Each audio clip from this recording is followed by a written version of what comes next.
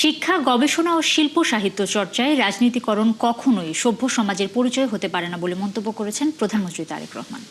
রাজধানীর ওসমানী স্মৃতি মিলনায়তনে ২১শে পদক প্রদান অনুষ্ঠানে তিনি কথা বলেন। জ্ঞান বিজ্ঞান কিংবা শিক্ষা সাহিত্য গবেষণাকে আরও বিকশিত করতে তার সরকারের পরিকল্পনার কথাও জানান প্রধানমন্ত্রী। আজ নয়, ব্যক্তি ও এক প্রতিষ্ঠানকে এই পদক দেয়া হয়। আরও জানাচ্ছেন মোহাম্মদ হোসেন।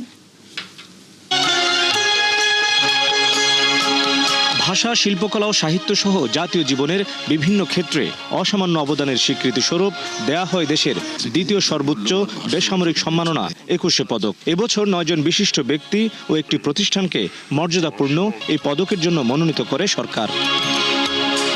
২১শে পদক প্রাপ্তদের হাতে আনুষ্ঠানিকভাবে পদক তুলে দিতে বৃহস্পতিবার সকালে রাজধানীর ওসমানী স্মৃতি মিলনায়তনের ডেন্টিস্টের পরামর্শ নাও নতুন কোলগেট অ্যাক্টিভ সল্ট অনুষ্ঠানে যোগ দেন প্রধানমন্ত্রী তারেক রহমান।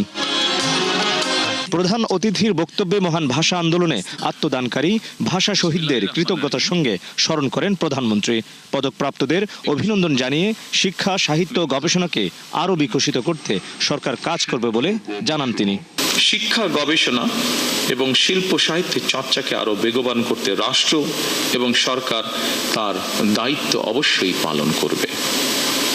আমি বিশ্বাস করি শিক্ষা, গবেষণা এবং শিল্প সাহিত্য চর্চাকে রাজনীতিকরণ করা কখনোই সভ্য সমাজের পরিচয়ক নয়। জ্ঞান বিজ্ঞানের সব শাখাকে এগিয়ে নিতে গণতান্ত্রিক রাষ্ট্র বিনির্মাণে তার দেয়া প্রতিশ্রুতির কথা আবারও উল্লেখ করেন তিনি। শিক্ষা, সাহিত্য, শিল্পকলা, বিজ্ঞান ও প্রযুক্তি অর্থাৎ জ্ঞান বিজ্ঞানে সব শাখায় যাতে দেশ এগিয়ে যেতে পারে, নৈতিক মানসম্পন্ন তেমন একটি উদার গণতান্ত্রিক রাষ্ট্র ব্যবস্থা প্রতিষ্ঠার লক্ষ্যে বর্তমান গণতান্ত্রিক সরকার অবশ্যই কাজ করবে।